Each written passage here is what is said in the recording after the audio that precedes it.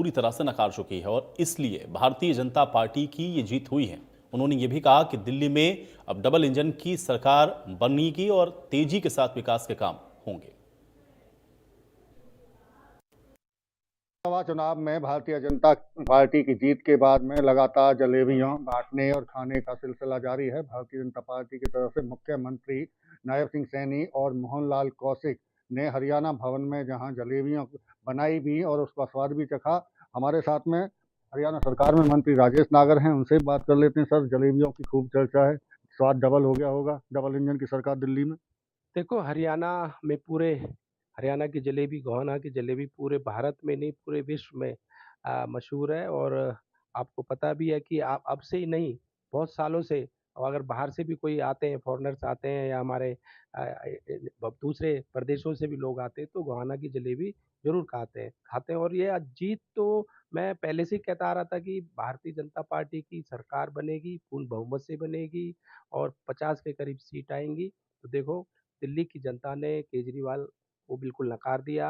जो एक झूठे वादे करके लोगों को घोषणा पत्र में अपनी घोषणाएं की, एक भी पूरी नहीं की। तो आज भारतीय जनता पार्टी इसीलिए दिल्ली में काबिज हुई। 2 तारीख परिणाम एक, 5 तारीख वोटिंग हरियाणा में, 8 को काउंटिंग, 48 सीट। ऐसे ही सेम दिल्ली में दोहराया है। तो ये इलेक्शन कमीशन के ऊपर होता है, डेट देना ना देना, और ये तो किसी सरकार के हाथ में नहीं होता। और ये तो संयोग की बात है कि 5 और 8, और ये तो इलेक्शन कमीशन ही तय करता है। निकाय चुनाव 2 मार्च को होने जा रहे हैं। जलेबियों के ऑर्डर पार्टी ने दे दिए हैं क्या उसके लिए एडवांस में?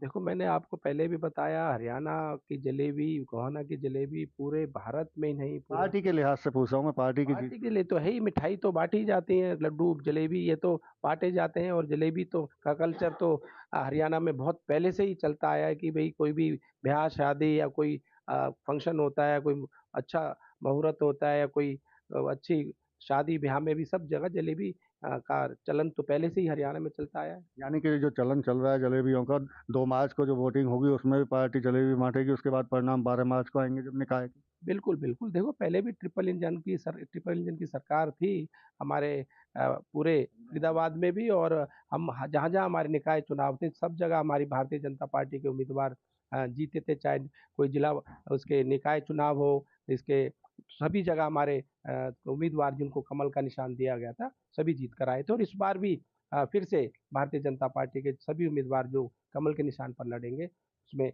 जीत कर आएंगे। दिल्ली में तीनों बार कांग्रेस की जीरो डबल जीरो आई। कांग्रेस का भविष्य प्रदेश में या और जगह कैसे देख रहे हैं? देखो, अभी हमारे माननीय प्रधानमंत्री जी ने कहा था, आप हाफ और कांग्रेस साफ।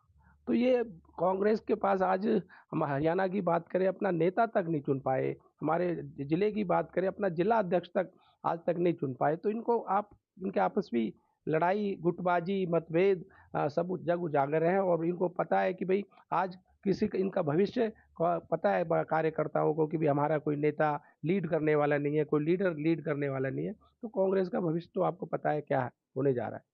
बिल्कुल, ये थे हमारे साथ में हरियाणा सरकार में मंत्री राजेश नागर, जिनका साफ तौर से कहना है कि दिल्ली विधानसभा चुनाव में सर भारतीय जनता पार्टी की जीत, डबल इंजन की सरकार वहां बनने जा रही है। और ऐसे में निकाय चुनाव भारतीय जनता पार्टी जीतकर तीसरे इंजन को भी अपने साथ लेके चलने वाली है। ट्रिपल इंजन की सरकार बनने जा रही है। इसके साथ साथ में कांग्रेस के भविष्य पर भी वे सवाल उठाते हुए दिखाई दे रहे हैं। फरीदाबाद से देवेंद्र कौशिक, इंडिया न्यूज।